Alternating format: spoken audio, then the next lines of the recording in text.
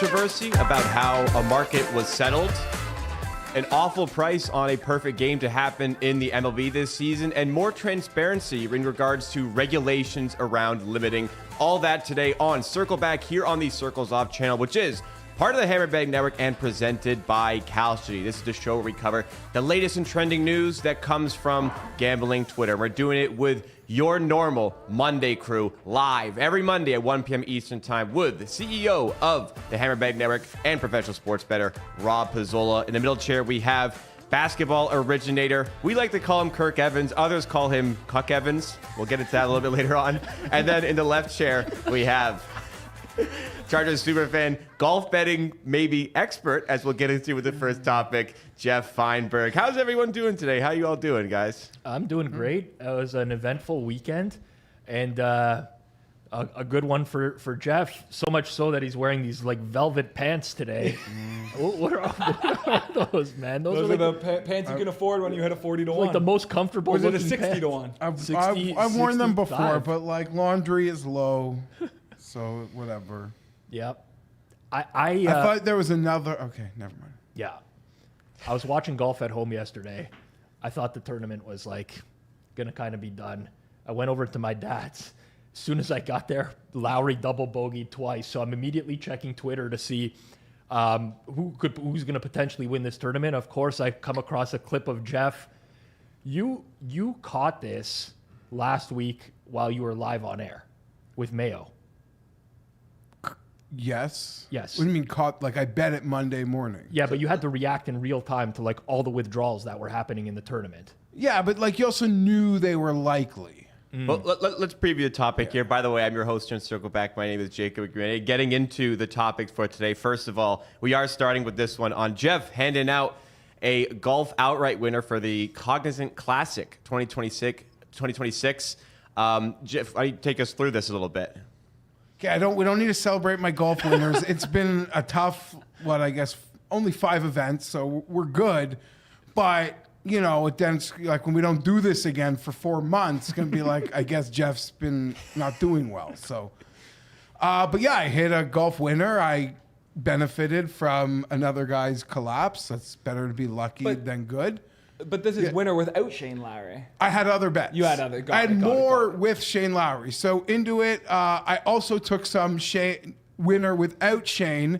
I knew guys were going to withdraw, which made this bet smart and dumb at the same time because only one guy was left playing. So I was betting into like a dead market, but I also knew what the other Nico numbers were around. We're like, this is going to be a strong market. I'm limited on the book, so I could only get so much at the bigger Nico number. Mm-hmm. And I don't know, it was part of a joke. But in the end, yes, it would have been a nice cushion had, I guess, Lowry won because I would have had a few nice tickets. People be like, show the tickets, show the tickets.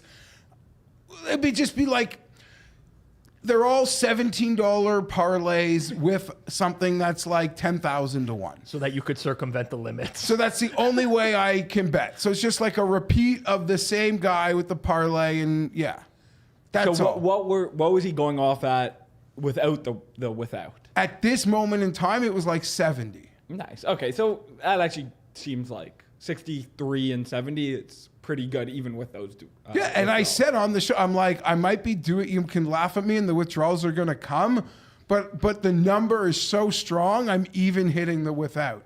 But to make it even funnier, because I mocked the without market. The without markets auto-generate because they're created for Scheffler. Yeah. And then you have these like D tier events, and they still auto-generate them. So us who like to bet go. The without like this market, it's whatever. Yeah, and you were really worried about Jacob Bridgman. Yeah, nobody. So then again, in the end, I don't know. I just felt it was strong, but then like after the fact, I realized that's kind of sharp. Yep, you're back on. Listen, at the Hammer, we constantly like to remind each other of our big losses. It's what we do. It's what differentiates us as a network. But every now and then, you got to give people their flowers for a win. Unless it's Flup. When Flup was here, I never want to give Flup any flowers for anything. Agreed. But anyone else, you got to you just got to say his Great win. That's it, man. And Yeah, now- I got a lot. Yeah, a few tickets. All the websites are flush, so it's good. if you were 15 years younger, this would be the time where you would open up a dub club or a WAP. You'd be promoting this ticket.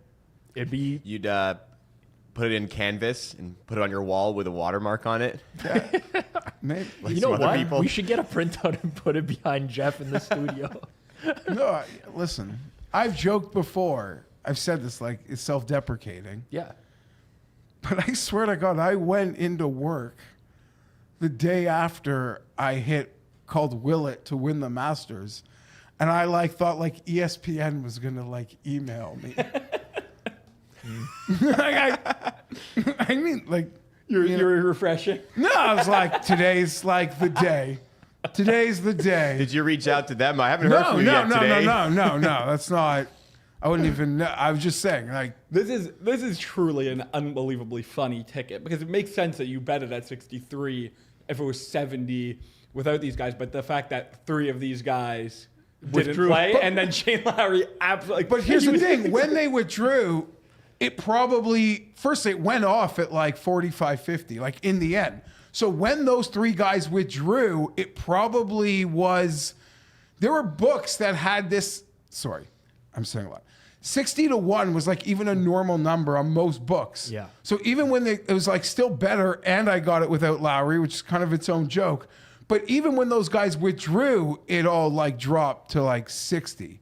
So I did make it, but I knew part of it was this feels strong regardless of any outcome. Yeah, it makes sense that if you think you have an edge, the derivatives will also be good. Yeah. It's just a funny ticket considering Yes. now looking back, the 3 guys withdrew and Lowry blew up like that. But even having this ticket It's a great hedge. before the 2 holes where Lowry went in the water, you were ecstatic you're still- that you had this in the bag. The thing is, when there's a point where I'm literally sweating like the guys in 3rd place, not to get on heaters to catch him, or I'm I hope he doesn't try to press to win.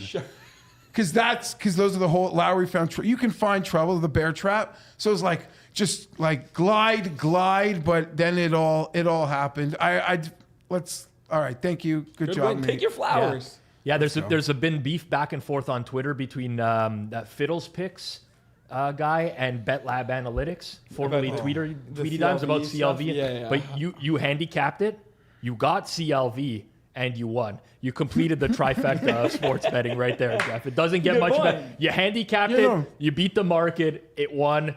You don't have to pay the rent with CLV. You can actually pay it with a winning ticket. I was actually gonna brag when Lowry won. I was already workshopping the tweet in my head that hi, you guys got Lowry at 16-1. I hit 62-1 on my guy that didn't even I was already gonna workshop it. That was a better bet than your Lowry winners. But then you won it outright you won it anyway. I didn't anyways. even have to. Yeah. Amazing.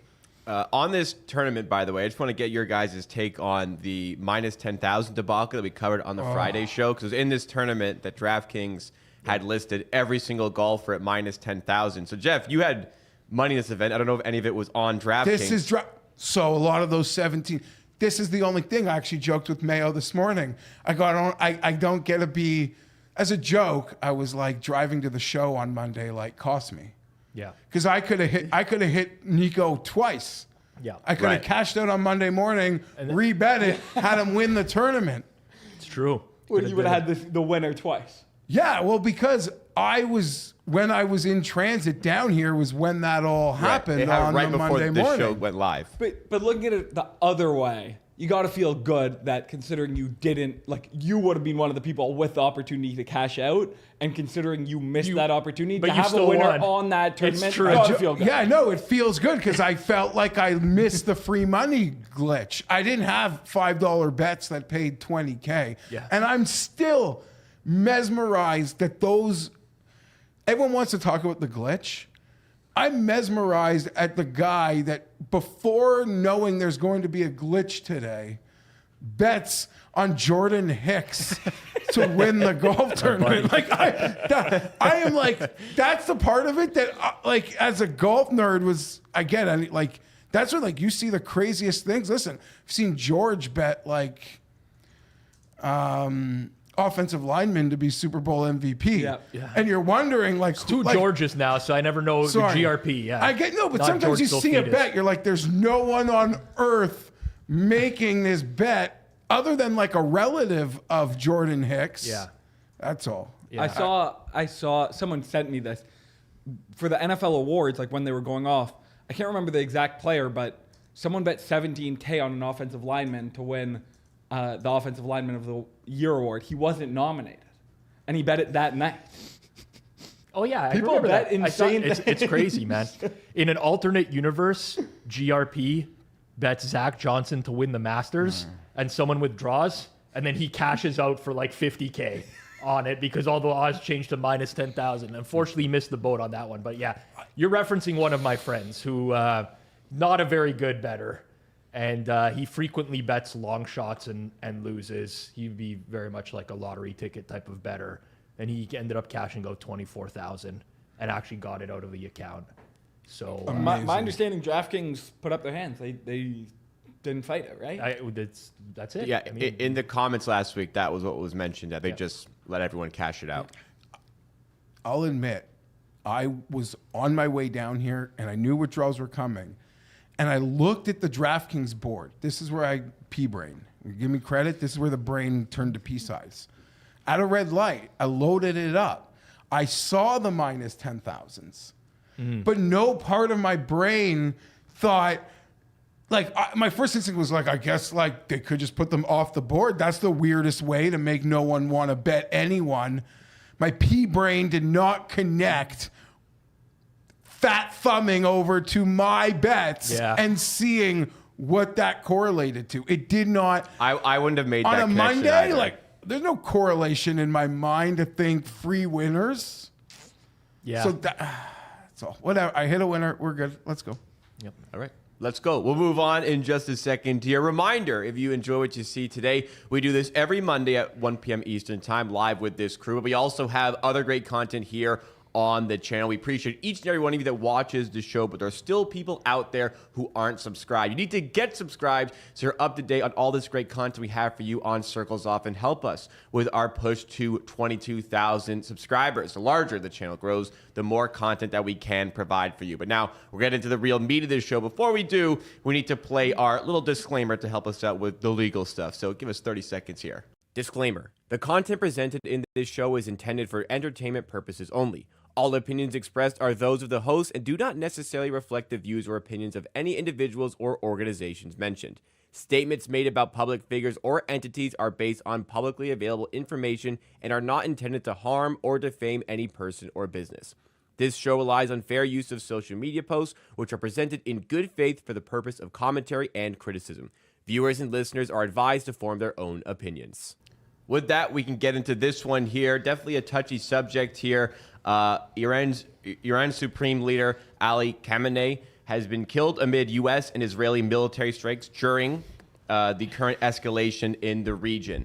Very large development in the world. Before we get into the market side of it, it is important to acknowledge that military conflicts carries real human costs. There are families and civilians affected by what's unfolding, and our thoughts are with those impacting. But the story we have for the show today is in relation to the prediction market side of it, and specifically with show sponsor Kalshi. This was a tweet that came from CEO Tarek Mansour of Kalshi talking about the way the market was settled. Now, Kalshi has a rule within their platform that they can't settle any markets based on death. So as this was starting to unfold, the Kalshi account put out a tweet that said the odds of Khamenei is out as supreme leader has surged to 68%, and a reminder that these markets do not settle on death. So if he dies, the market will resolve based on that last traded price prior to the confirmed reports of death. So what they did in the end because of this, they are reimbursing all the fees from the market. If you have a position from before the death, you will be paid out on the last traded price before that happened, which was clear in the rules. And if you have a position after that the death happened, we're going to fully reimburse your cost of entry. So some of the language perhaps got people a little bit confused as a result of it. There's some other parts of it we'll get to in just a second that involve Kirk. But on this topic specifically, Rob, how do you feel this situation was handled, and overall your thoughts on it? This might be one of the more loaded topics we're ever going to do in this show. So first and foremost, I understand why people are mad, and I get why they're upset. Because if you're a normal human being and you traded this market and he's technically out as supreme leader, you are expecting that to be graded as a yes.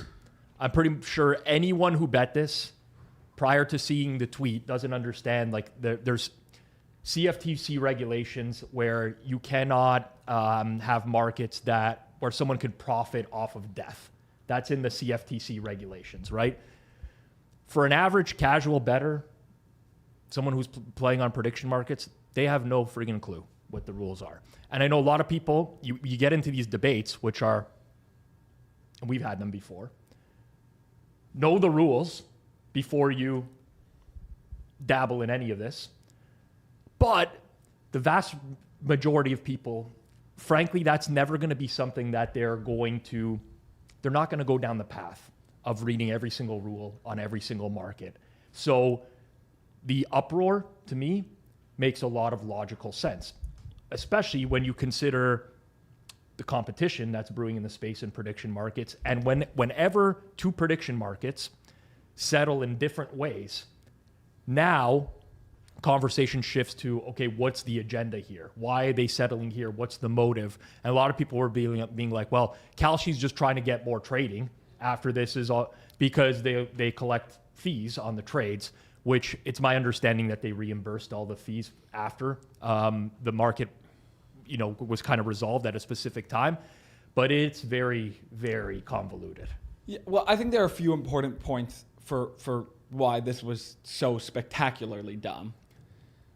Like, I agree, you should read the rules and know the rules of sportsbook. But if okay, let's say you're betting on an NBA player prop, and in the rules, it was a must start for action. That's a reasonable thing you're gonna miss in a rule book as a fan, but like maybe you should have known that. Yeah. This is an 87-year-old supreme leader of Iran who is about to go to war with two major militaries.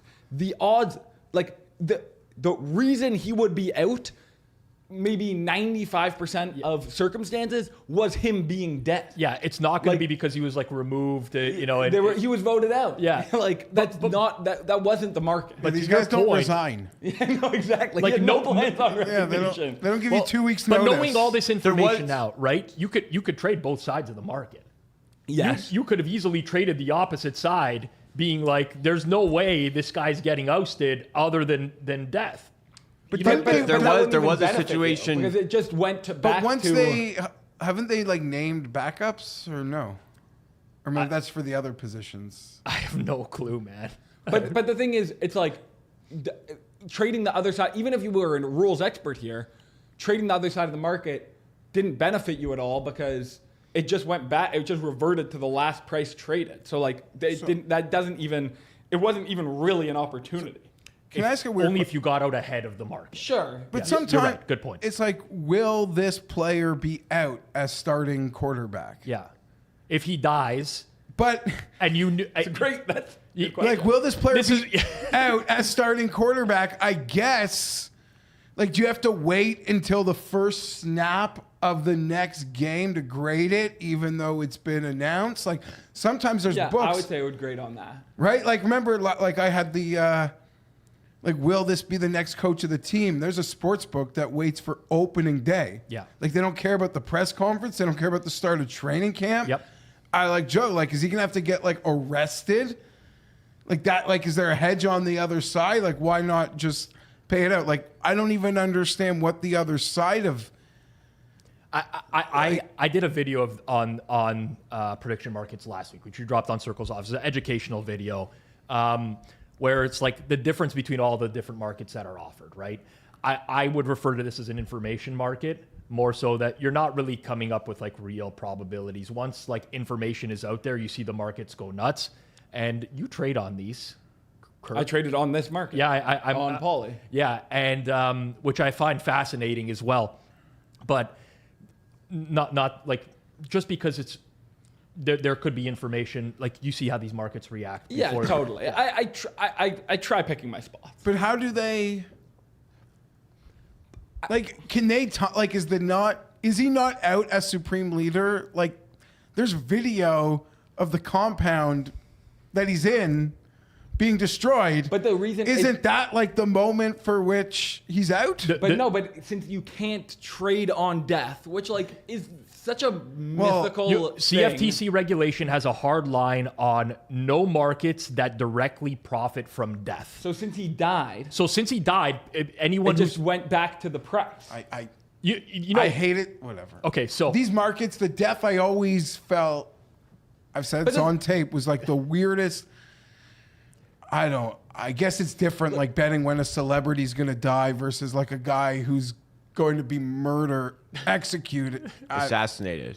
Yeah, Whatever. I get deja vu. This for me takes me back to, I don't know, 10 to 15 years ago. Okay, I feel like I am living DraftKings, FanDuel, DFS all over again. Okay, where products get big really quickly. You look at Kalshi and Poly, the valuations on those companies are 10 billion plus right now. They're accelerating at a huge rate, almost faster than they can keep up with at this point. And everything, differences in settlement, difference in the way that they do things. You know, FanDuel started offering, we're going to have like a utility player on this. And people are like, wow, what the fuck is this? How could you possibly offer this? This is a joke. Get out of here. And it was every single piece of news, for lack of a better term, was like a war crime, basically. Yeah. And it was just like, no fucking way DraftKings is going to do that. No. And it's almost that, like, that's what it's become now. I got to tell you, I never liked the way that these markets are listed on any prediction market. Like, to me, the hardos will be like, you should know the rules. And I might have even said that before, but the reality is for like these ecosystems to exist, you need the casual representation. They're never going to read that. Like, why not just include stuff in the titles? Well, this is the problem. But I think there are two major issues with what Kalshi's doing right now.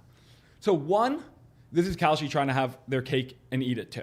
So Kalshi is like very clearly the prediction market that's much more buttoned up. They're the CFTC regulated. Right. There are more Poly's CFTC, but Poly's US product, by my understanding, is still very in the infancy stages. Kalshi is very established. They are very much the buttoned up, the proper prediction market. Yes, I would agree with that. Poly market is much more crypto since it's like global, it's far less regulated.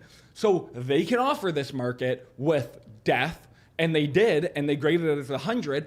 So Kalshi, there are a lot of advantages for being, the buttoned up market. Yep. But one of the disadvantages is if you're gonna have to listen to those rules, then you're going to have to not offer these markets, because this is a market where they clearly, like, I don't buy the fact that Kalshi wanted all the fees. That's not what they wanted. For 1 second, and I'll let you continue your point. Just think about that logically, where you're in such a competitive battle for market share right now. You're going to try to rinse people for like... So is it just to be part of like the news stories? Yes. If Kalshi doesn't want Poly to have a market that people are betting on that they then don't have. And that's being referenced on that's major... speculative, but I would tend to agree with you. Yes, that's my opinion. Because I would tend to agree that if I saw my main competitor being able to offer stuff, I might have FOMO and be like, I'm jumping in on this as well. And I think honestly, all of these products haven't recognized that the grading rules are so important to your product and matter so much for trust that like they're trying to get as much stuff out there, which look, that's what kind of new companies, emerging companies do. But you need to have someone who is smart, who understands the space to read every market that's coming out, especially any market that like is anticipated to have a lot of volume. Obviously that's hard to know before, but this was a big market. and be like, does this make sense? Going back to the Cardi B thing, it's like they just clearly didn't have a double check of, is this logical? And then every time you kind of lose one of these, you get so much uproar and so much bad press that it's just so not worth it. And it's worth investing in, those checks and balances before you get to this point. You're talking about like finding all the edge cases, basically. Just making sure before you release a market that you have your bases covered.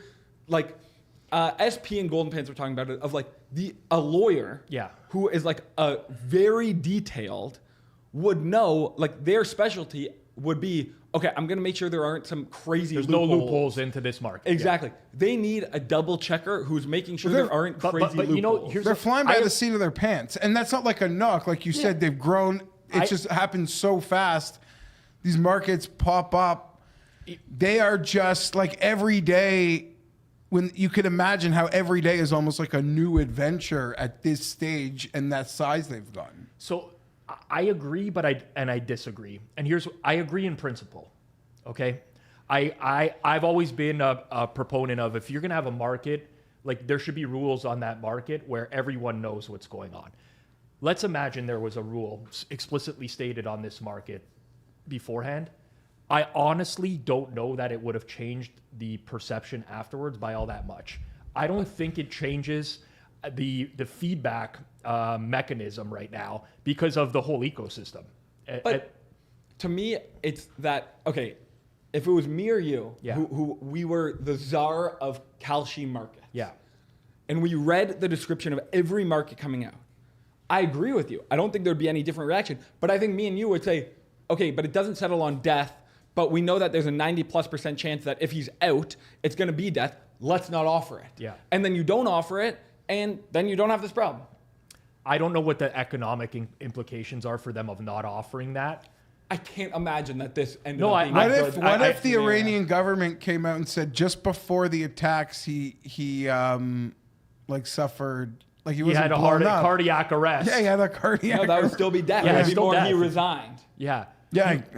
Then I think that technically would be a win. What if he was cryogenically frozen? No, like, listen, I think we are in the feedback loop now where there's no win in a lot of the situations. I do think that like a So lot then of these just- markets should have date and any like real pertinent information directly in the title of the market, because 98% of people are not going to go further than that, really. I think They're treating this guy like he's Keir Starmer was ridiculous.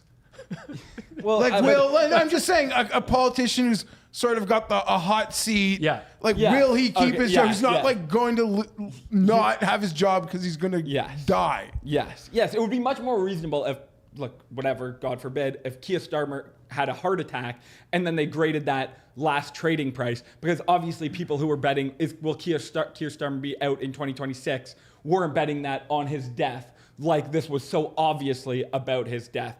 But yeah, the thing is, the ethos of these companies is push. Like, what's the guy's name? Alex Kane? Yeah. He Sport trade. Sport Trade. Super smart guy. Very, yeah. Started essentially a prediction market before anyone else, but he plays by the rules. Yeah, he didn't go. Yeah. And when you play by the rules, sometimes you get fucked. Yeah. And Kalshi and Polymarket are very willing to, push, which is super advantageous in tons of spots. But then it also becomes the what the company does, how they operate. So there has to be some spots where they're like, all right, maybe foot off the gas here. Yeah. But all gas, no brakes, like, is just working for them, Yeah, and they for probably sure. have the cost benefit that, like, Good point. yeah, but the people like betting on this, like, who care? Not who cares about them, because Yeah. they're going to be repeat customers. But if they're in on this, they'll want the best price on the next, I don't want to say stupid thing, but the next, like, inside info or crazy market. If we can get a good price here, we'll win all these people back. Yeah, It's a great listen, point. at the end of the, for me, I got someone who tagged me on Twitter. They're like, "Oh, reconsider your sponsor." I'm like, "Why?" Because of this, like, because of the ruling. I mean, listen, I love prediction markets. Okay, they have me very rejuvenated when it comes to, I'll call it for predicting for the sake of predicting, but I think it's new. It's not really unique, but it kind of is in the way there's two-way markets on everything. Like I like the product. I really, really do like the product. I would say that regardless of sponsorship or not. But we're at the point now where, first of all, there's so many people who are just upset with the way that it's like the circumventing of the regulation, going through CFTC instead of individual. So that dominates so much of the timeline. There's just people who are so butthurt from that who will never get over it. And then we have, one of these there's so many markets. That's kind of why I love the product. But you have markets where, okay, now it's getting reverted back to the previous price that it was traded. The Cardi B one is like a perfect example, right? Like sometimes we just have to apply logic to the situation. Did Cardi B perform at the Super Bowl halftime? No, she did not. She was on stage. Like it's not performing. Any rational person who didn't have a bet on that market would all agree on the same thing. Sometimes it's okay to just do that, and people are going to be upset. I just don't know that we're going to ever get to the point where like every single rule is going to be explicitly laid out, because I don't know that it makes a difference. Yeah, I just think that the Cardi B's, the rules were insane. Yeah. They made no sense. They actually were directly contradictory in that specific case. So like that's just something they're gonna have to find too. Yep.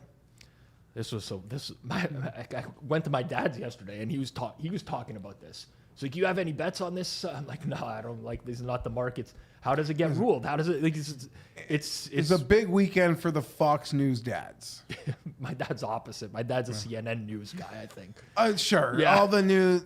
Just you're right. I walked into my parents' house. There's a lot of news on. Yeah. Also, kind of similar on this topic, we had this one that was brought up by our very own Kirk Evans here. Evans. Well, yeah, we'll get to that. But it was on the market of who will strike first between Israel and USA. And there was some reporting suggesting that Israel struck first. Why don't you kind of go through your situation, or describe this situation and your, I guess, your qualms with it, maybe your dispute with it, before we go into what Playmaker Dave said. Kirk Evans, the moral arbitrator on everything gambling Twitter, is spazzing out over bets on which country fired first in a war that has already claimed American lives, 180 plus school children's lives, Israeli lives. How many other in the days to come? What a ghoul. So explain the market you're mentioning here, and so many things to say. Maybe provide a response to Dave. Yeah, so this market was just who struck first, Israel or USA, in the war in Iran. And like all credible reporting says Israel struck first. I can see the language of the rules are like a little bit confusing. It said if it's simultaneous, it'll be ruled as 50-50. To me, simultaneous would mean the bombs actually dropped at the same time, not they were in a joint mission. So yeah, look, I'll be honest. I got into this market after all this happened. Like I was just taking it at 52 cents because I thought it was a really sick bet. I was able, worst case scenario, for every $100 I bet, I would lose $2 if it just graded at 50-50. USA holders just want it to be graded 50-50. Yeah. But if Israel wins, then I get the full payout. Yeah, so 48-cent profit. I thought it was a really good spot. So yeah, we'll see. I think it's kind of kept going back and forth. If I had to actually guess, I think it's probably going to settle 50-50. I do truly believe that it should. I have to ask you a question, because you said all credible reporting. Where did you look for the reporting? Because I'm going to tell you right now, I have a real issue nowadays with getting real information. I give you about 5 or 6 like feeds. Yeah, no. At this point, like who's considered the standard? Like Reuters what's it called? Yeah, Reuters has reported it. New York Times, ABC, but also the CENTCOM has posted the timing of when things happen. There have been Israeli officials who have said on record that Israel struck first. Yeah. That open source intel account, for sure, I think had Israel striking first. I saw similar, but then And AI still has its flaws as well, but I asked AI to do some deep research, like, and I got precedent- returned some different things. So Precedent is Israel usually, runs through it a few times, and Yeah, because the people who hold America are much more just arguing that like it was simultaneous, as in like a joint effort. I think actually most people would agree that striking first it was Israel, and that's like kind of known info at this point. Like that's kind of not what the even dispute of the thing is, which again is like then obviously Israel should win, but who knows with these prediction markets.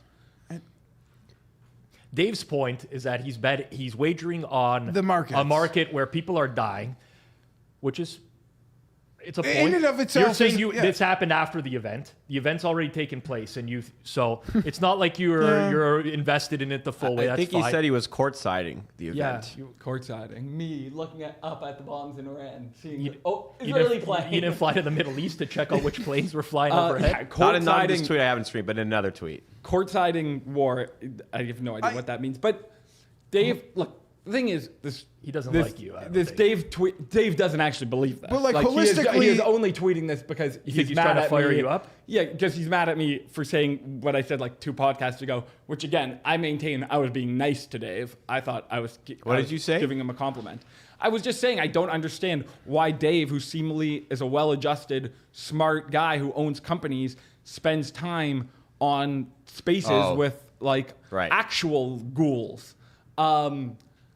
But yeah, I don't know.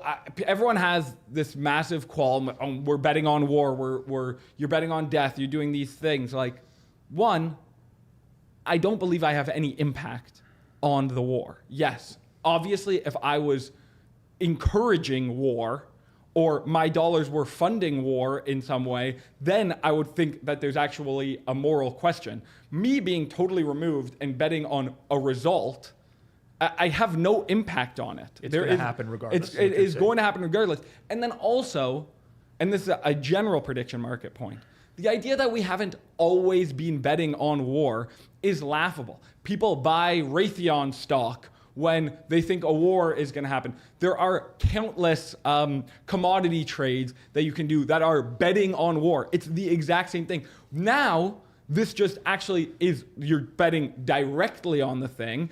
And also, it actually has some general benefit because I think pretty undisputedly, trust in media has gone down in the last 10, 15 years. So now there's an actual source of truth.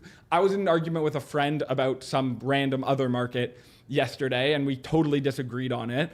And I was just like, I disagree with you, but you can bet unlimited on this on Polymarket.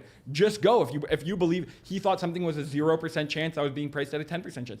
If you believe that, go bet on it. I don't think anyone would dispute that's been occurring since the beginning of time. I think the question would be whether or not there are ethical concerns, and your viewpoint is that there's not, as would be mine. There are ethical concerns to me of markets that Will this impact- person be assassinated Yes. by this year? Like, Yes. I don't want to 100%. Yeah. That is a market that could. You don't want to flip the market where the market is determining reality. Yeah. If you are just betting on what is reality, I have no moral qualms with that. I responded to Dave talking about how he owns a company that is in the betting space. Like, he actually has a direct impact on people betting, and I'm sure some people who use that product lose a lot of money betting. That is a human to human thing of that. I don't know who this is actually impacting. I think it is a weird thing. I would agree with that. It's odd that you can now do this, but I consider myself a moral person. I definitely don't consider myself the moral arbitrator on everything. I think actually he just took that from Man of the Vig and for whatever reason said it was me now. I don't There's feel only like I do only that. one way that this is going to be decided. Debate? We are going to do a debate between Kirk Evans and Playmaker Dave. We'll do the Hammered debate series. We've had this in the works for a while now. I don't know. Who do you want to debate, Jeff? I think if I- we I- debate he someone, he maybe would kill me. You want to debate Jason, maybe? You and Jason could have a good we debate. could be the undercard. I think.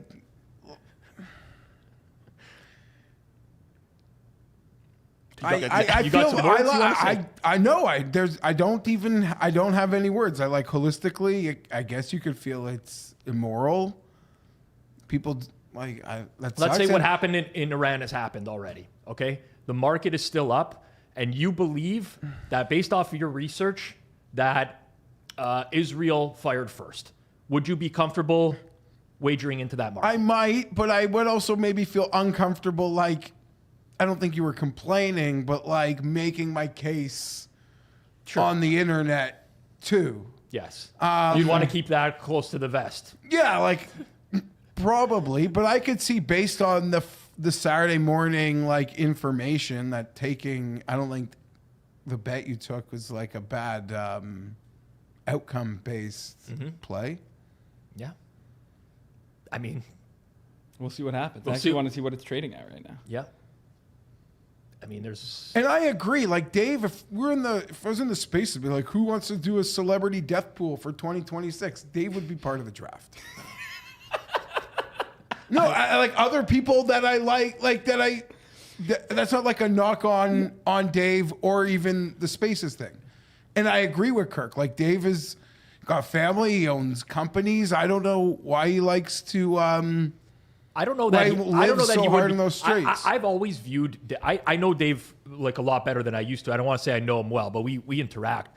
I've always viewed him as a guy. He is an agitator. That's what I think. He likes to stir things up. So, you know, if it was gonna ruffle feathers for him to take part in that pool, he might do it. If it wasn't, he wouldn't do it. But that's how I viewed him for a long time. Doesn't mean I don't maintain a good rapport with him, but that's my perspective. The last thing I want to say on the Dave of it all is I find this very true of Twitter interactions of like, for whatever reason, people feel enabled of like, if they in their head don't think they took the first shot, they can elevate it from like a 2 to an 1,000. What I said was I don't understand why Dave goes into spaces with people who I don't think are like particularly smart. And I think Dave is like kind of above that. Again, like I genuinely don't think that's a mean thing to say to Dave. Dave took that the wrong way. So he calls me Cuck Evans, scumbag, ghoul. Like, I just don't know 3 why. for 3 I don't know on why. accuracy. I just don't see why it's like, why do we have to get to that level? Like, I don't have any problem with you, Dave. Why do we need to do that? And I'll like even rein it in a bit to play the other side, to say like, I will apologize for any false accusations I may have made about like a burner farm or feeling that Dave was part of something that I received. That being said, when you do like have a handful of burners, part of having a handful of burners is then when someone's being attacked by a burner in a space on a like-minded topic for which you're attacking someone, you will likely get falsely accused.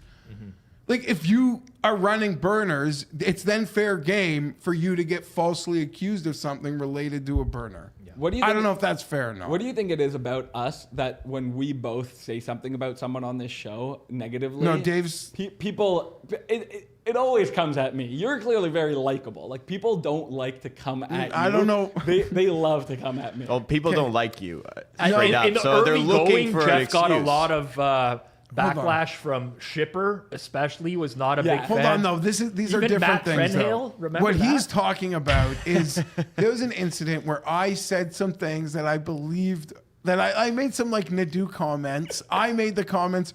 Kirk like just laughed hard, agreeing, and then Nadu like blew his top at Kirk.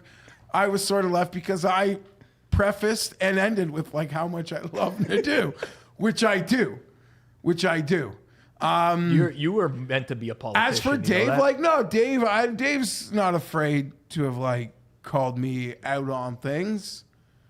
you guys Yeah, but waged that war being in said, those like I spaces. think I would, like I feel like I could like talk with Dave like normally.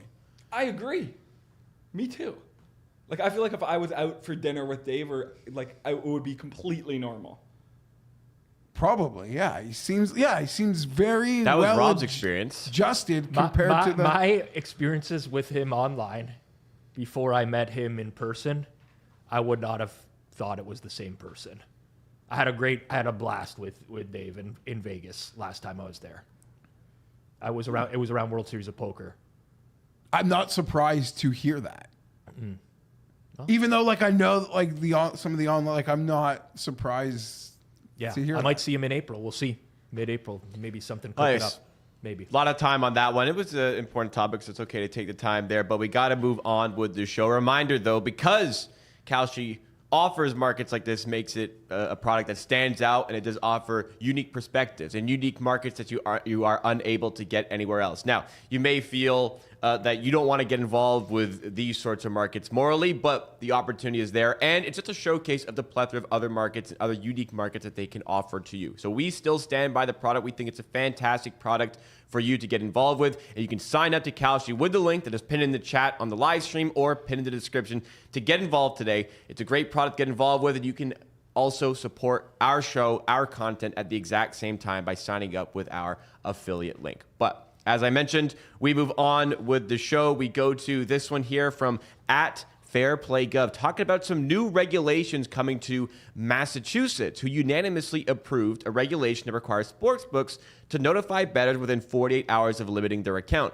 It will come with almost stunning granular guidance backing the regulation. This goes into effect on June 1st, pending waiver request from sportsbooks. There was a reply here from Razorblade, who said he tagged Circles Off, he tagged Rob, and he also tagged Kirk. He said, "This is fantastic. If you disagree, you are wrong. I will never be convinced otherwise. Limit all you want, but hiding being, quote, it was a decision by the trading team, end quote, is pure scum of the earth behavior." Well, let's start with Kirk, who has been tagged here. If you disagree with him, you are wrong. So are you wrong or are you right on this topic, Kirk? No, I'm right. I agree. I actually think I've advocated for this on the show. I think that this is a good rule. I don't think it's like really going to change much. Maybe you'll get like a little more insight, and some people who are good with, account longevity will get even better. But I do think that like the sportsbook having all ability to limit, and it just kind of, you click a bet and then, oh, now you're allowed to bet 8 cents, and they don't even let you know, and you don't know why, is wrong. So I agree with Razorblade. I don't really even understand. So I get 48 hours. You get an alert, you get a notification within 48 hours before being limited, explaining to you why you are being limited, instead of just and they'll point out like the specific wagers. We don't know for sure. I was really digging deep into this. This is a 48-hour warning, or is this within 48 hours of your account being limited, you are notified of that having happened? The latter is. So you've got 2 more days. So it's not like a countdown bet as hard as you want. Yeah, here? that I don't understand. No. It must be 48 hours after. That's what the terminology reads to me. Within 48 hours of limiting the... Sorry, the way you described it, Geoff, was the former, where they would give you a warning and then you could just go crazy for a couple days. I've seen a lot of, surprisingly, like a lot of, I don't want to call it negative feedback, but a lot of pros that are like, whoop-de-doo. Like, we're still getting limited. What's the point of this? Which I would push back on hard, because anytime you're trying to make, I'll call this legislative change, but like, you don't go 0 to 100. It never works that way. Massachusetts has been way ahead of the curve here. Guys like Captain Jack, Spanky have spoken directly to the Massachusetts gaming board. But what I will say is, I think first and foremost, there should always be some level of transparency with the regulated books. Obviously, we get tilted getting limited, especially when you get limited and you shouldn't be limited, in the case of Geoff sometimes. But there's nothing worse than just getting like the standard stock email. So for them to have to give you a reason, okay, it's probably going to be the same reason for all of us. It's like, we've determined that your action is, getting too much closing line value. You're not a recreational customer. Fine. The second thing, though, is that Massachusetts is auditing all of these emails as well. So they will have a record of every single email that's sent to a player as to why they were limited. And if it turns out that all these players are just getting limited, not because they're circumventing rules, just because they're getting good CLV, well, maybe that leads to a broader conversation about, hey, is this a fair and level playing field for everyone out there? So there could be some good that definitely comes from that as well. So it doesn't go 0 to 100 right away. Third thing I would say is we're all going to get these emails now. You know what's going to happen with a lot of those emails? They're going to be made public. There's going to be a little bit more of like a Conversation. yeah, like a retaliation kind of brewing, so to speak, as well. So listen, it's in the short And term. you believe you'll see a consortium of these emails, and you and people like you will be able to last longer because you'll get a bit more of inside information as to what is causing the limiting? That could You happen. already know what's like. You're just too good at it. I listen.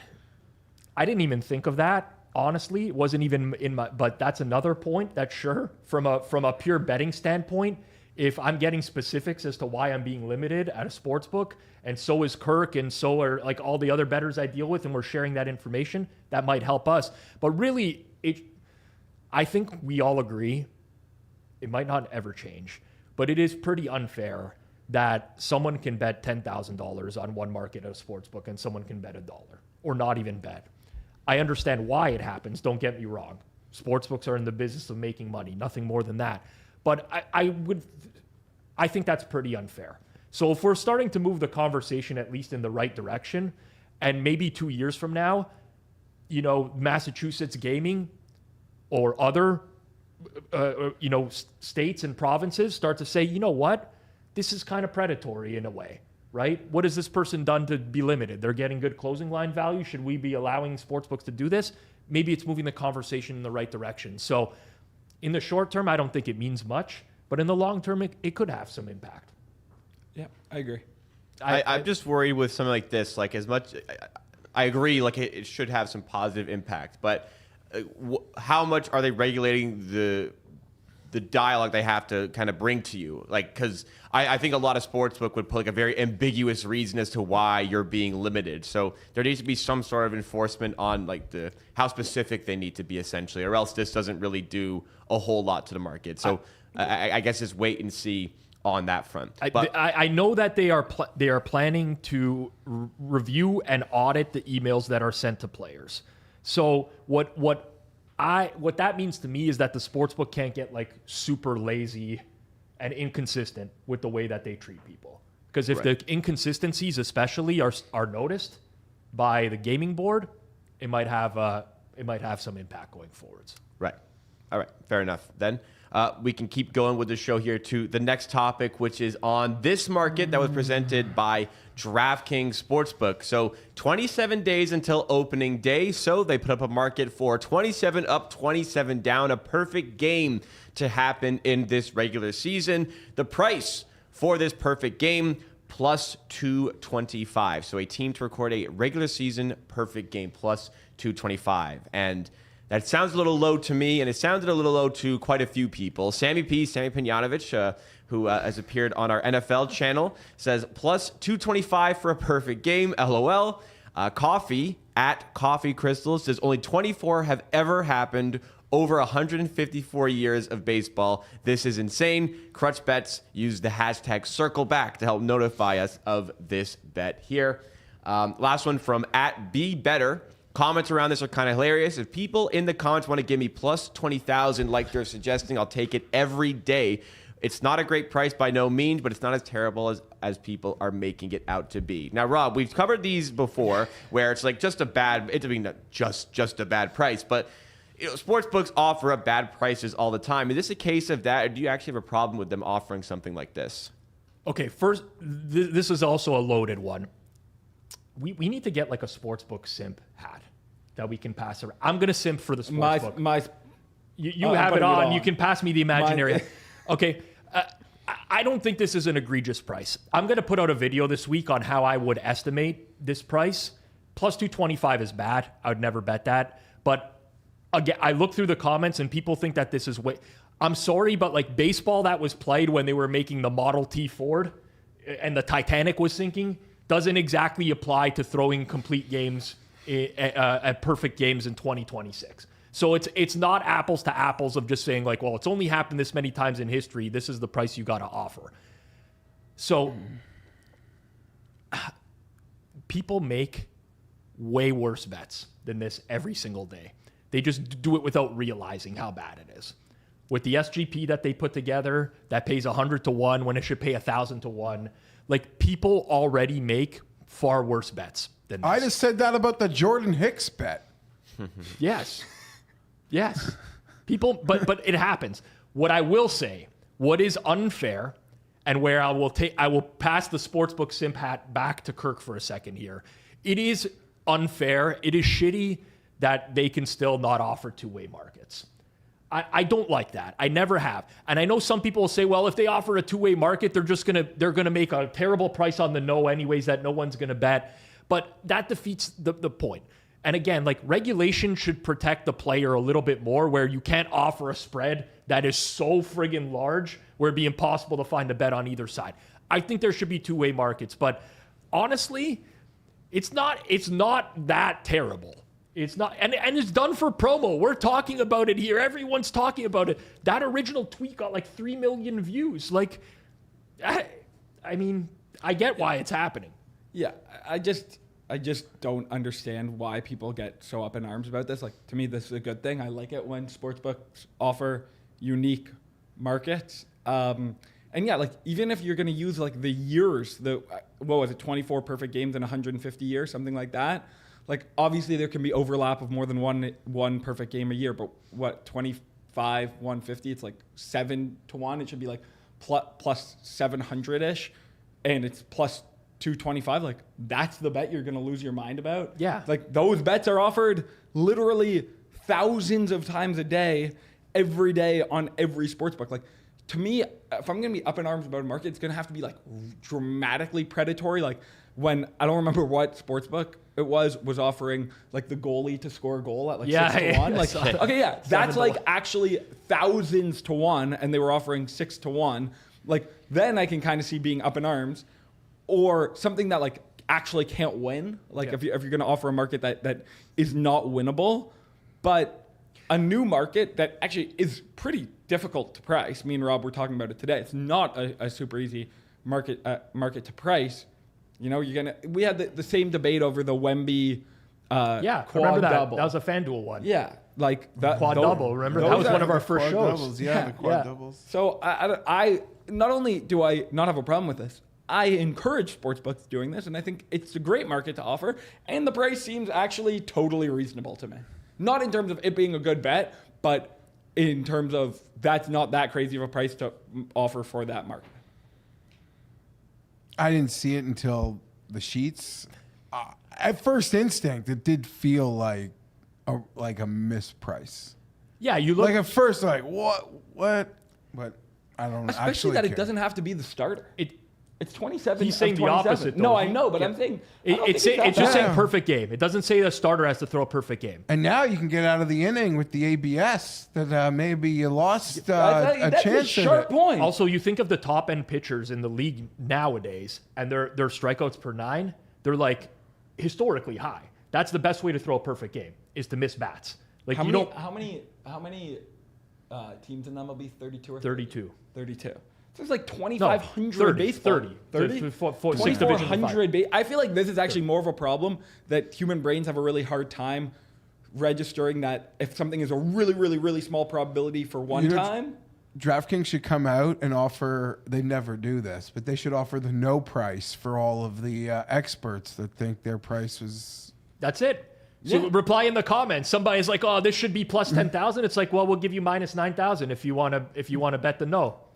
See how many people are going to take them up on that offer. But also, I bet you that this will be up at prediction markets as well, and they'll find a fair price, and that'll be fun. Yeah. I have put some work into trying to. It is hard to price. It's very hard. You have to make a lot of assumptions. You can come up with a decent range, but like a real price, it's tough. You're going to have a lot of disagreement on there. I don't think those are as bad as people make them out to be. I'm not saying they're good. I'm saying they're good. But also, who's clicking? Seriously, who is clicking that? Yeah. Who is clicking that? I honestly would consider clicking that. I think You're not betting that. You're not betting. I'm not. Okay, I'm saying as a fan, that is a very fun bet. You get a sweat in every single baseball game all year, and anytime it's 4 innings or 5 innings and there's a perfect game, you're like, oh shit, I'm tuning in. This is fun. Okay. And there's nothing more fun than that's watching a perfect game. No. I don't know. I mean, like, The I see what goalposts you're have moved saying. like this. If it's a fun bet, that's fine. My question is, who is logging in and looking at that plus 225 and thinking like this is a good bet? Isn't that an account primer then? Bingo, 100%. If you don't think that's already in some accounts, you don't know me very well. It's a rec book. It's for the product is for rec bettors. And the thing about baseball fans is anytime there's a no-hitter after the 6th, even against your own team, a no-hitter, like a perfect game in like the 8th, you might almost become invested against your own team unless it was like a critical game. Yeah. It's true. I was invested against my own team in the gold medal hockey game but in now, the Olympics. But now managers sometimes like aren't even afraid of the criticism that comes from Pulling a starter not early. letting a guy do something. Yeah. Perfect game is different than no-hitter for sure. They carry different weight with how managers would treat them. But definitely like strikeouts per 9 are high right now for top-end pitchers. So, yeah, less balls in play is going to be, Yeah. I don't think it's egregious. I mean, I probably would price it, I don't know, fair, maybe 6 to 1. Yeah. My buddies are betting fourth liners in hockey at like 7 to 1 to score a goal. I'm like, this guy's gonna score 1 goal in the season. He might even not it's, this is what I'm talking about. It's bad, but it's not that bad. Like you're betting something that's gonna have to hit 30.8% of the time to break even, and the fair is like, I don't know, 17%, 20%. It's not good. It's not it's not the worst. Let's get into comments from the previous week's show as we like to. We like to feature 3 comments from the previous week's show. So get in the comments down below with a take, a comment, a reaction, or anything you may have for us. We always check all of the comments and we love hearing your feedback.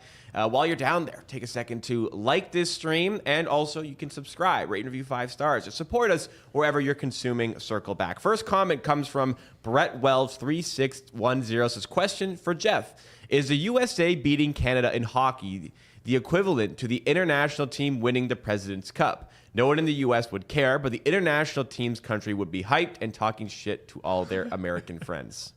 No. Like, I hate this on so many levels.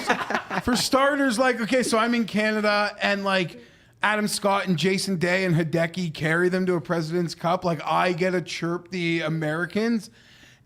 It's also like a minus 400 versus something that flirts with a pick'em. It's also like, no. Like the President's Cup, like head-to-head golf is fun, but that's like a made-for-TV spectacle. Not that the Olympics isn't a made-for-TV spectacle, but it existed like before TV. So it has this like panache. Yeah. There's nothing about this that would be similar. Tell them how you really feel. No, I don't. I mean, Well, no. it could be someone who's just not a hockey follower. No, it's true. You'd ask for a genuinely asking. I would think a it'd be question. more like anyone that gets to beat America in basketball probably gets more swagger than America beating Canada in hockey. We should do a segment every week just called "Question for Geoff." No, we should have to lead your YouTube comment with "Question for Geoff" and ask him anything. And I think America That's a good would. short series, actually. America would care Question if they for lost Geoff. the President's Cup. They care when they lose the Ryder Cup. Exactly. And this is like the inferior. This would be like losing to a minor league version of the Ryder Cup. So with their President's Cup player, I would argue, although NBC would never do it because they want the stars on TV, if you make the Ryder Cup, the last Ryder Cup, you shouldn't be allowed to play in the President's Cup. Should almost create it more even, but they're not looking for even. They want stars on TV. They want the star power, yeah. Yeah, that's a dumb idea.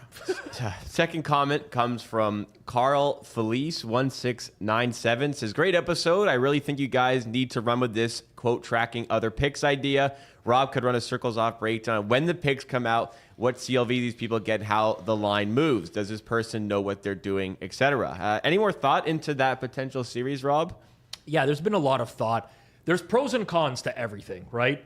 And the con to this one is that you're giving the cons more of a platform, right? Mm-hmm. So inadvertently, we might lead even a couple, like let's say we track someone for a month. It's within the realm of possibility that they could win over the course of a month. For sure. And then we're going to put out content. Like, it has to be unbiased content. We can't just choose to like not put one out for a month because someone won. So there's pros and cons to it. I think we'll approach it in a way where it's not all about the wins and losses, because it never really should be. It should be about a lot more than that. But I think we likely will proceed with this one. We got a lot of ideas brewing. Obviously, we have the debate series coming up as well. So we'll hopefully get around to this. Yeah, of course. Third comment. Sorry, you have something? You could really trigger someone by just starting a debate series here. Just debate, like, But most ignore, but nonsense. not Yeah. also doing certain debates. We're going to do actually a tag team debate as well. Me and my best friend, Antonino De Rosa, as well. We're going to do a tag team debate. Brett and Elf? With Brett and Elf, because I like that me idea and a lot. Antonino go really far back. Like, people don't know the connections between our families and how close we are. I say this sarcastically. I rarely ever talk to the guy. I was on a space once where I called him my good friend or something like that. I don't remember the context of that. I like the debate series idea. No, I really do. I have to, there's too many people who can take this way too literally. So, What, the debate series? Yeah. We might do it, man. I'm I'm going to say, listen, that might be serious. it's probably a 5%er, but I don't want to say 0. I think Okay. it would be. There's a chance for it to be really good. You know, listen, like, someone pitched this to me. Kyle Kerms pitched this to me, the sauce, like last year, where he's like, he watches Circle Back. He's like, I don't always agree with Kirk's. I told you about this. I don't agree with Kirk's point of view on a lot of the stuff. I think he looks at it too much from a sharp perspective and not enough. I'd like to have like me and him like debate specific topics in sports betting. We never got around to it, but maybe. I'm in. Maybe we do like a menage a trois, you, Dave, and Kyle Kerms. In first year university, I did a speech class, and our final project was a debate, and I completely cheated, and it was amazing. They said no bringing in like outside topics, and I just listened to a podcast on the topic right before and kept bringing up outside topics, and the teacher had nothing to do with it, and it was a great time. So I'm down to put my one no That's debate 'cause record on the Kirk, obviously a big believer in ethics. So he's such a fucking ghoul. What a fuck. What was the topic? I don't even remember. Yeah. Honestly. I was like a debate class in college. That was amazing. I actually do.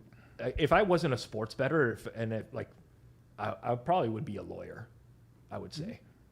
I am argumentative by nature. Debate series. I like to coming think soon. things through. I don't even think you'd have to force it. Like, Lawyer or detective? I'd really like to be a detective. you wouldn't even I'm not have to gonna lie. like make up debates. They would just, I think.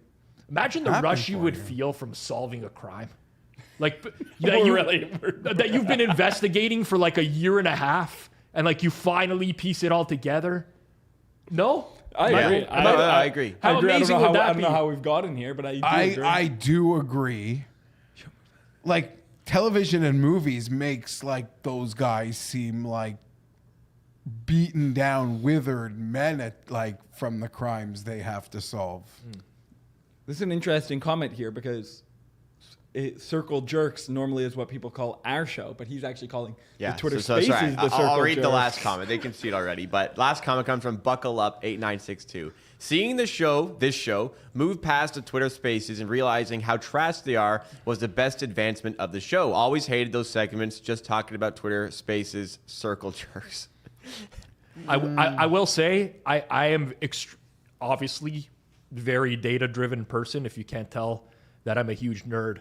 But I definitely have noticed the few times where we talk about the spaces recently, our retention just bombs at those points. So, yeah. Interesting. There was a Rarely couple talk comments about that it. said something similar to this. So I don't pay attention I don't really care to. And I'm literally so well insulated from Twitter Space. The only connection I have to Twitter Spaces right now is Playmaker Dave messaging me, letting me know what's going on. Other than that, I'd have no clue, and I prefer it that way. But I do, yeah, it is an interesting comment with the Circle Jerks because we are called the Circle Jerk. I mean, we obviously lasted too long. Yeah. Like, I don't think we should have gone out like as soon as people were saying we should have stopped, because I do think there was still some good stuff in there, but we definitely shouldn't, it's like we should have cut that player sooner for sure. It's also different though. Like Twitter Spaces, as they first started to where they're now, have evolved in a very weird way. In my opinion, when it started, it was like they would bring someone on and people would get to ask them questions about their process, their betting. That was like the initial kind of wave. Yes and no, but they're the softballs. We were supposed to not talk about Spaces when Elf is like in Amanda Vance's condo. Yeah. Like, no, I believe that was still like, yeah, it wasn't done yet. I got to like interrogate Bo Wagner. Like those opportunities don't really exist. If I messaged Bo Wagner for an interview. I don't want to misquote or anything like that, but something along the lines of like, I'm not doing your show and you know why I'm not doing your show type of situation. But like that was different. They were just different times. The moment that what was the music producer guy beefed up on roids? Lucas. JW. The moment that guy became a central character, I gave myself a look in the mirror and I said, this is not what you're doing with your life anymore. Like listening to this guy rant for 20 minutes on nothing, was it. Before we go to the next topic, you can keep the conversation going in the comment section, but you also can keep it going in the Discord. Of course, at this point, surely, that there is a Discord here at the Hammer Betting Network. We have nearly 1,800 members, and it's absolutely cooking. It's a place to chat during games. Our creators are sharing banger bets, and honestly, so are our Hammer audience. You can join us at discord.gg/hammer and see what you've been missing out on. The link is in the description to join our Discord server today. Up next for the show, though, on topic board, we have Bill Krakenberger, who was interviewed previously on this channel. He said, this is a recent photo of the inside motherboard of a slot machine. The casinos are squeezing the public and making the return to player on the machines lower and lower. This machine, 83.96%. You have almost no chance of winning on machines this low. Every single time you push the button, you lose 45 cents on a $3 bet. At 500 spins an hour, you are losing $225 an hour. Very few people even make a quarter of that per hour. They are just draining our pockets and giving us less and less in return. I'll start with Geoff on this one. You've been maybe our most vocal, like Vegas is going in the wrong direction person on this show. So do you think things like this are contributing to it as well, potentially? Yeah, of course. Like there's so many factors. How many times do you have to get like smacked around by the same machines? People are generally not price sensitive. And when you get into playing slots, kind of everybody knows that they're going to lose in some way, shape, or form. And the feedback loop on slots is takes a long time before you realize you're bleeding quicker than usual, if you kind of know what I'm getting at. So if you're hurting, if you're in, I don't know where this slot machine is from. I'm assuming in Vegas because Bill is there, but I think he is at the very least. I could be wrong on that. But if this is a Vegas slot machine, and you're hurting, it's just an easy way for you to generate like a little bit more cash flow every single hour. But these casinos are so good now at knowing their customer and segmentation. Like if you go to any gaming conferences, if you've ever been to ICE in London or any big gaming conference, the technology that exists for these casino companies now in terms of like literally heat maps of how people walk through the casino, where to place a specific machine, where one machine might do better than an it's to the point now where you already don't have a chance. Dude, these numbers, this might sound strange. Is it dynamic configuration, based on the time and how busy they are? I don't know enough about how actual slot machines are built versus virtual versus internet slot machines, which are different. The internet slot machines don't work that way. If they're having a bad day, that thing can automatically go up a few points. I would there would honestly, there would be a bad day, but there would be no bad week or bad month. At that 83.96%, when I was in the online casino industry and we designed our own slots games, we would be aiming for 92 to 96%.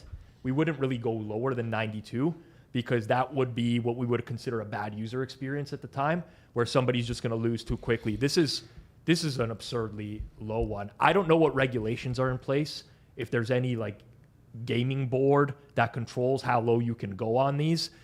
I'm big on transparency.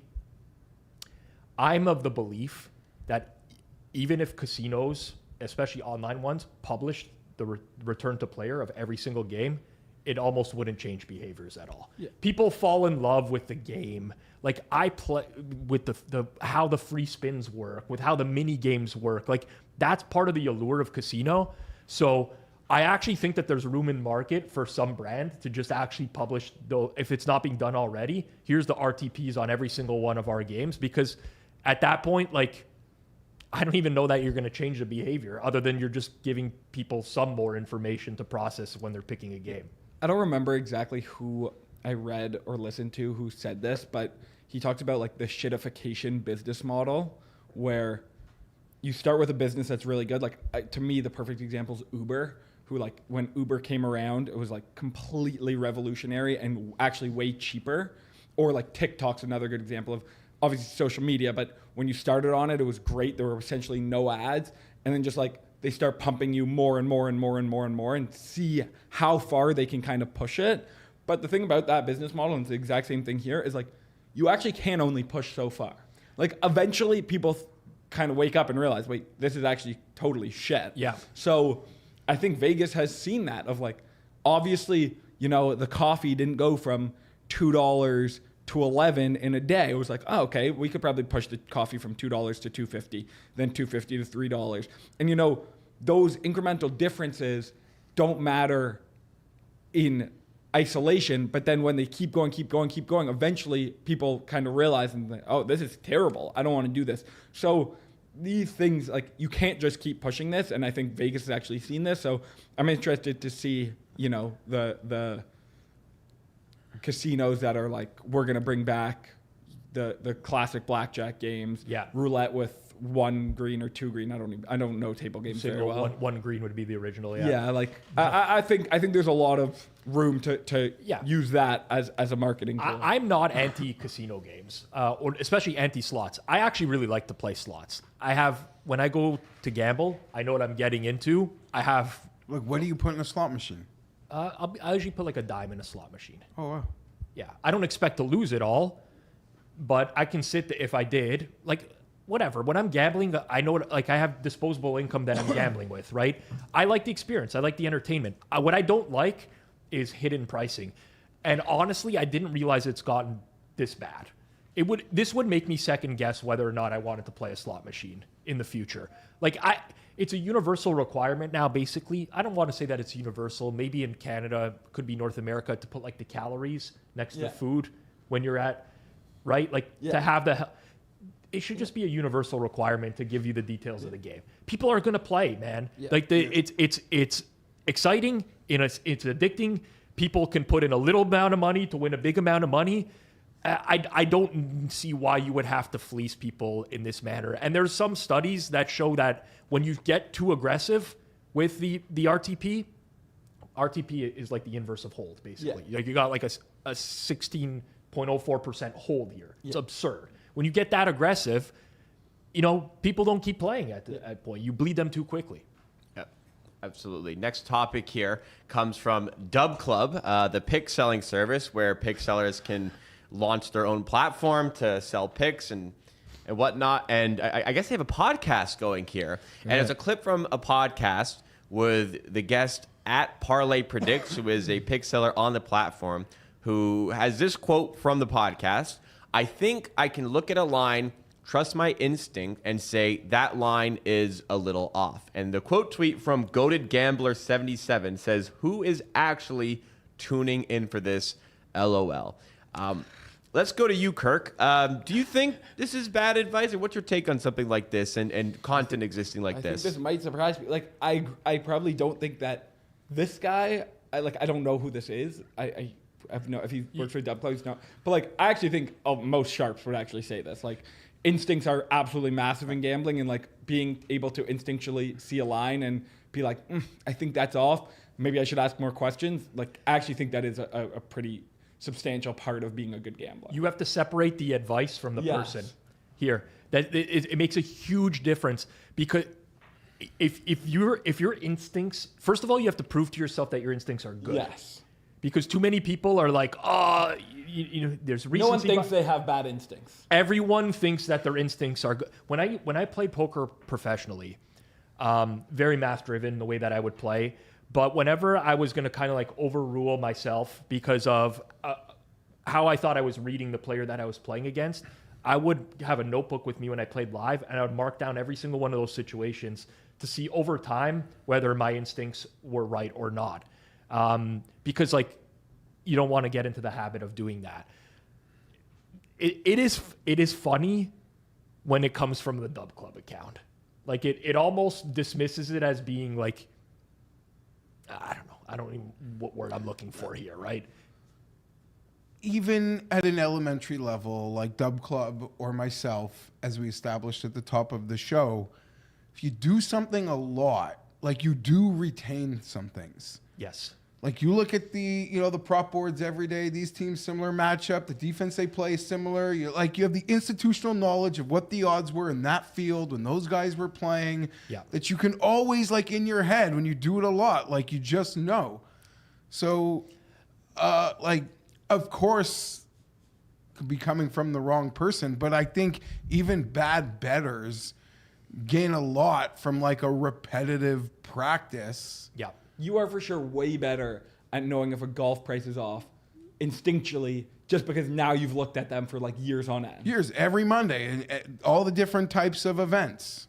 And then sometimes it looks so off, it'll be like, the books don't want us to touch that guy. Yeah. And it goes like the reverse, like what? Why is this guy boosted? Yeah. I don't understand. Not even that, but it's like, he should not be with those names. Like they are trying to keep us away. Yeah. I think it's healthy for people to question incentives. And even people who watch this show or this channel, I would never say like, we have a sponsorship. People might say, well, Rob's a pro bettor. Like, why does he do content? It's healthy to question incentives, right? For Dub Club, the main incentive is to get people to the platform and purchasing plays.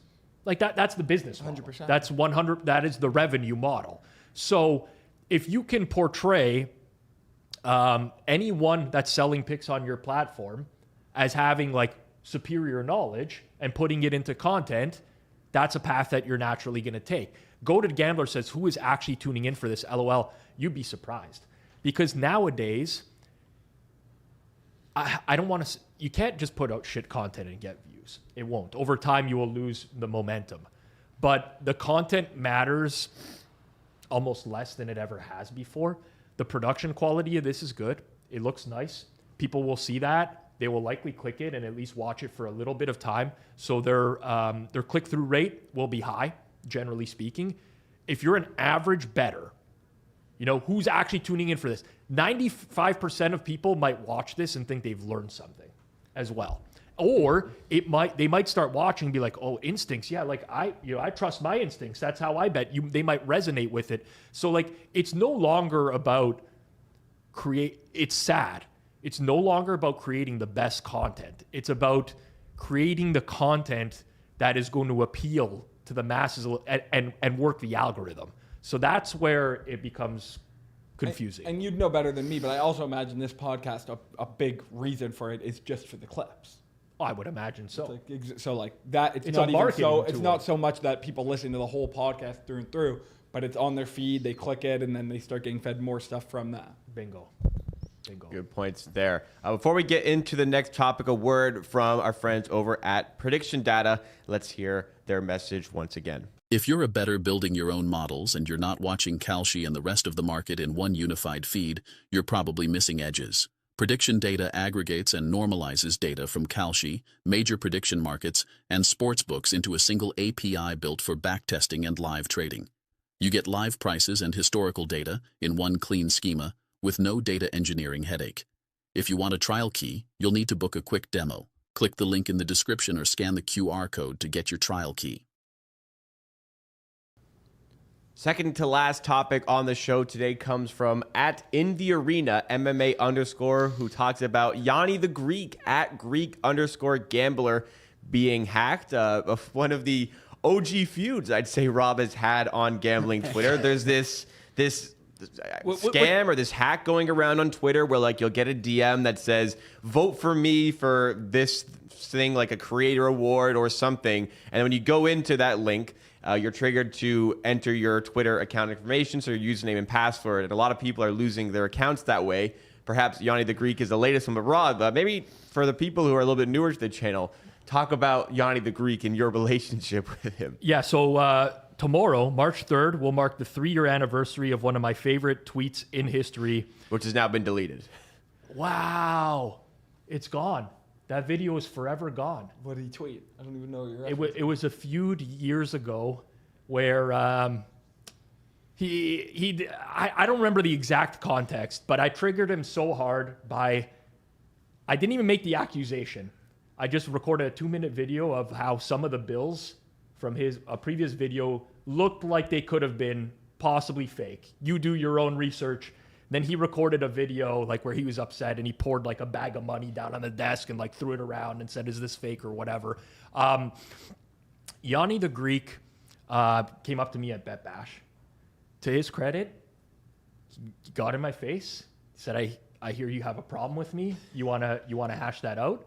And private conversation, but we chatted for a while. I let him know what I think of the pick selling stuff, and cordial conversation. At a higher level, scams are happening nonstop crazy in the space. I got this link from someone that would have asked me to vote on a podcast for theirs before. I clicked the link. As soon as I saw that it required me to put in my Twitter credentials, I'm like, no, this is a scam. Oof. Wow, you got pretty close. I have been scammed before in the crypto world. At a very, I don't want to talk about it on air, but like a highly sophisticated level to which a crypto forensic analyst told me that like I've never seen this before type. So it's happening. It's rampant right now. We can laugh, but like I don't even really want to. Like this space is just full of scammers. Tim Fraley happened to him last week as well. Honestly, if Kalshi wants to put up some markets on some people on Twitter and yes or no, will they be scammed by the end of 2026? I might take yes on some of the boomers that are out there right now because it is too easy to get caught nowadays, man. It's really sad what this space has become. Yeah. This is the new Twitter, man.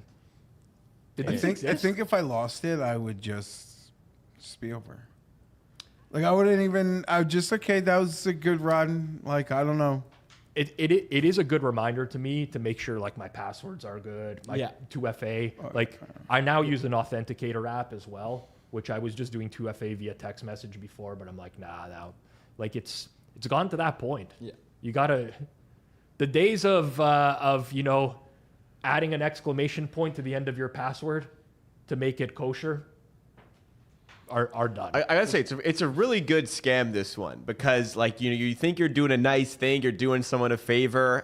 I could see how someone could think everyone's got a podcast, so like that can come from everyone. It's a really good scam. When I first got the message, like I didn't really have any alarms going off until I clicked on it and saw the login, and I'm like, this is a bit strange. And then I searched up the message. I copy and pasted the message into Google, and it brought up like this Twitter scam that's going on. That's how I figured it out. But I was like, wow, like that could have easily gotten me. Did Nadu lose his previous account because of that too? Yeah, something. He got caught. Yeah, like honestly. And listen, I'm not as big or as popular as Nadu. Like, there's probably not people at Barstool who will get in touch with someone at Twitter to help me out.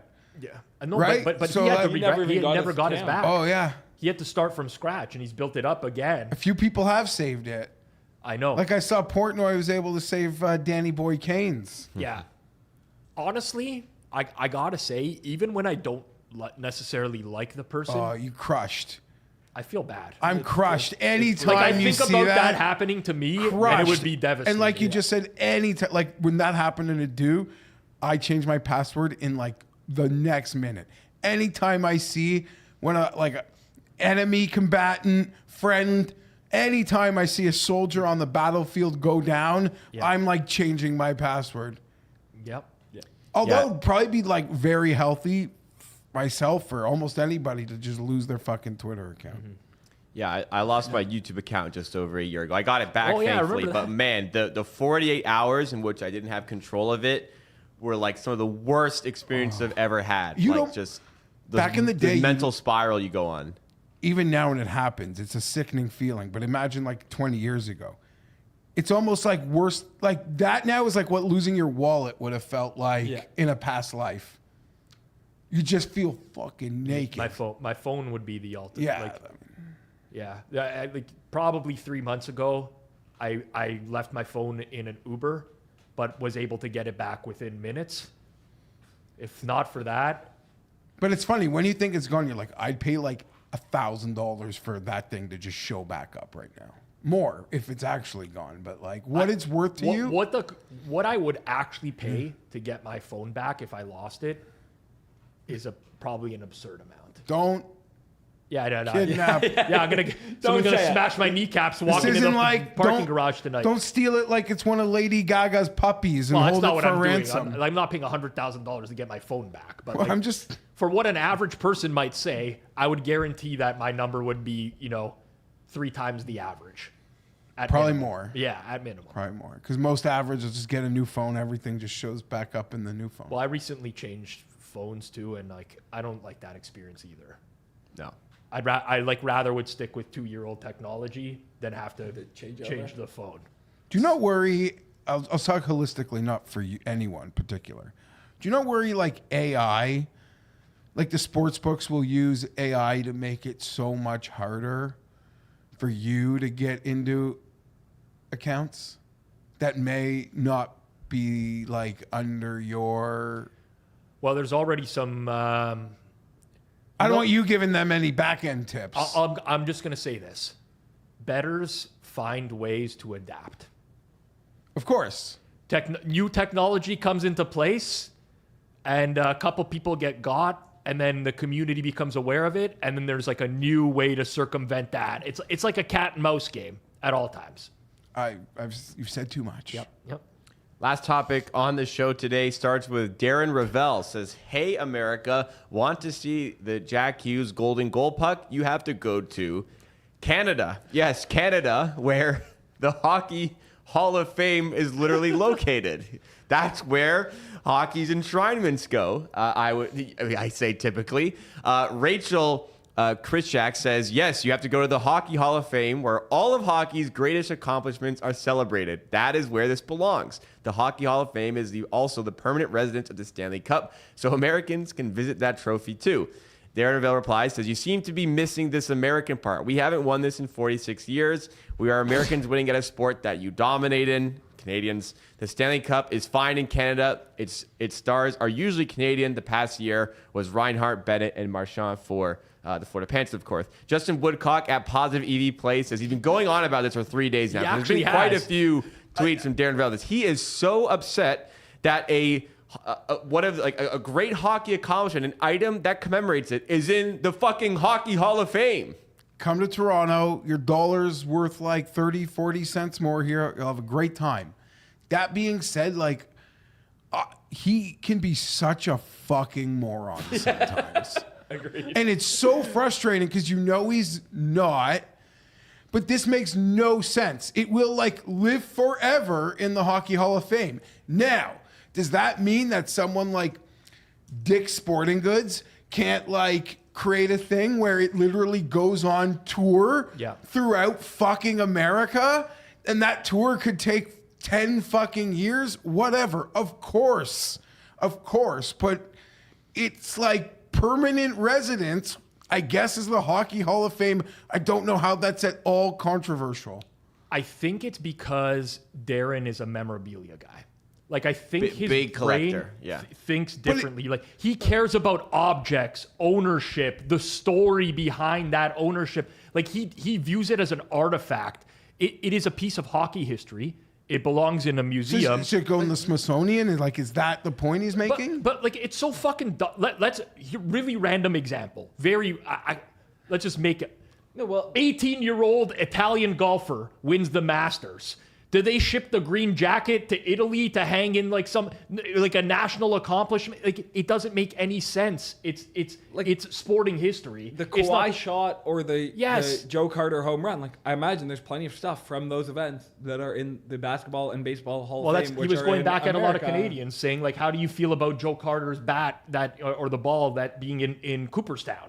Where it should be. Yeah, I Major don't need it Baseball. at the Rogers Center. The Basketball Hall of Fame is literally named after a Canadian, and it is in the USA. I just like he's just trying to be like a No, see, this is where I disagree. no, because he This is knows who he knows is. these things, like museums rent things to like other museums.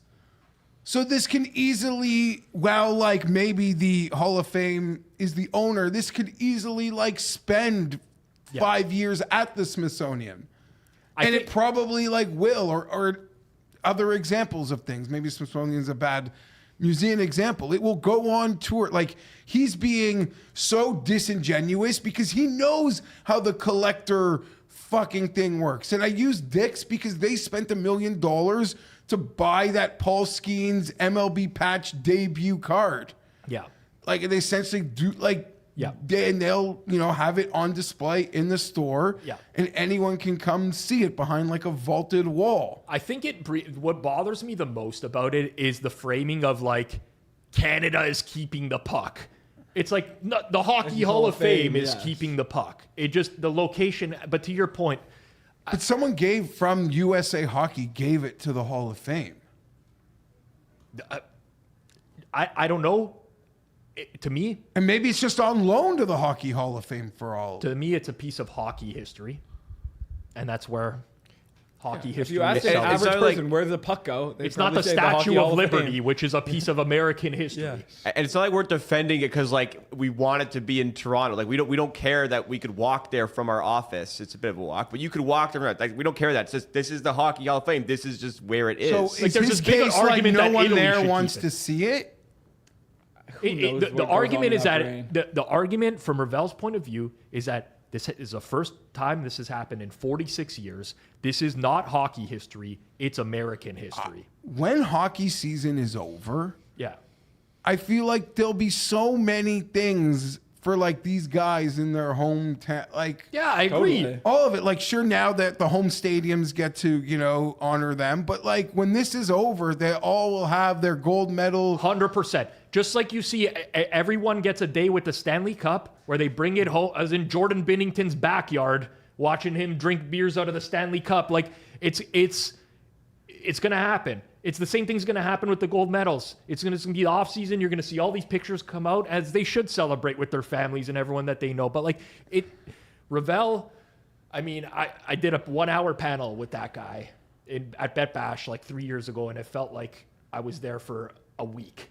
Like, if we want to talk about misplaced, the fact that any Martin Luther King Yeah, memorabilia It's sits with in his him. fucking basement is a much Amazing bigger point. egregious crime to the sanctity of memorabilia than that puck being at the Hockey Hall of Fame.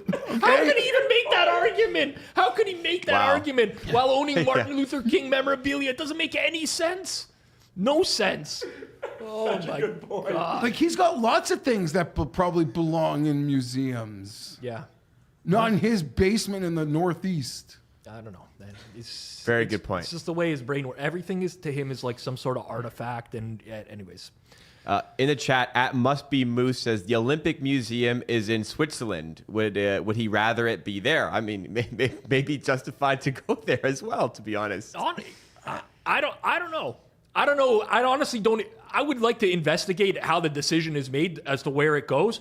I'm gonna guess maybe in negotiation to participate at the Olympics.